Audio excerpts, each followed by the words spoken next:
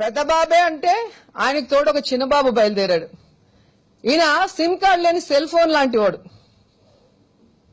Buildup ఎక్కువ, business తక్కువ, publicity ఎక్కువ, పర్ఫార్మెన్స్ తక్కువ. ఈయనకి మన చినరాజప్ప ఇష్యూతో ఎంత నాలెడ్జ్ ఉందనేది మనకు అర్థమైపోయింది. కనీసం మండల కమిటీ ఎలా నియమిస్తారో కూడా తెలియని ఈయన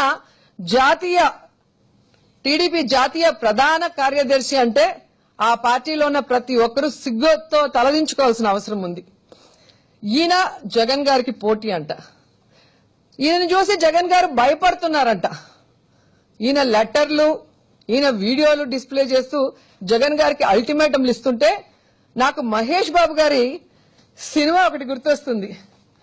బలిసిన కోడి చికెన్ షాప్ ముందుకెళ్లి తొడగొట్టిందంట. డిక్కీ బలిసిన కోడి చికెన్ షాప్ ముందుకెళ్లి తొడగొట్టిందంట.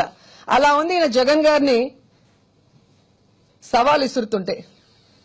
లోకేష్ బాబు తెలుసుకో, నిన్ను కన్న చంద్రబాబు నాయుడు గారు, మోడీ గారు, పవన్ కళ్యాణ్ కలిసికట్టుగా ఎలక్షన్లకు వస్తే రాయలసీమ గడ్డ మీద పుట్టిన దమ్మున్నోడుగా తొడగొట్టి మరీ ఎన్నికల్లోకి వచ్చిన గొప్ప నాయకుడు, ధైర్యశాలి, మనసున్నవాడు జగన్మోహన్ రెడ్డి గారు.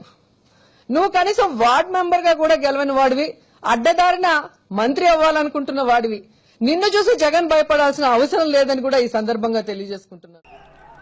ఇవాళ కేసీఆర్ గారు అంటే కే అంటే నాలెడ్జ్, సి అంటే కమిట్మెంట్, ఆర్ అంటే రీకన్స్ట్రక్షన్. జ్ఞానము, నిబద్ధత ఇవాళ తెలంగాణ పునర్నిర్మాణం.